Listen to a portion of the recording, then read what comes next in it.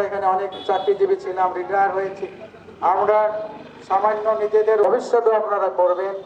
আমরা আমাদের কোনো উচ্ছৃঙ্খলাপূর্ণ অনেক মুরব্বী ভাই বোনেরা ইসলামী ব্যাংকের তারা শেয়ার হোল্ডার পারি এবং ব্যাংক যেন আমাদের সেবা দিতে পারে। ইসলামী ব্যাংক শুধু অর্থনৈতিক টাকা থেকে ইসলামী ব্যাংক হাসপাতাল হয়েছে, ইসলামী ব্যাংক মেডিকেল ব্যাংক স্বাস্থ্য সেবা দিচ্ছে, লেখাপড়ার জন্য বিভিন্ন সময় কাজ করে না। ইসলামী ব্যাংক সমাজ উন্নয়নে রাষ্ট্রের সহায়তা, দেশের সামাজিক সংস্কৃতির একটি মেরুদণ্ড হচ্ছে ইসলামী ব্যাংক।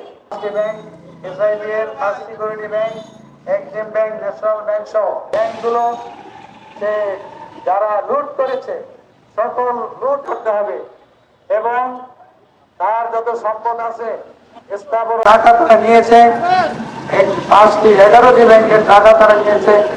ইসলামী ব্যাংক সহ ইসলামী ব্যাংকের প্রায় 1 লক্ষ কোটি টাকা হাতিয়ে নিয়েছে।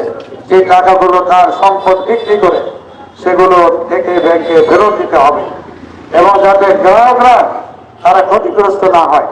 তাই ভাইয়েরা, সম্মানিত সাংবাদিকবৃন্দ, সম্মানিত বরিশালবাসী, আমরা আমাদের আজকের মানববন্ধন কার্যক্রম প্রায় শেষের পথে। দেবশ্রী শুভ্রা সরকার, পৃথিবী নিউজ ডেস্ক, চ্যানেল 365।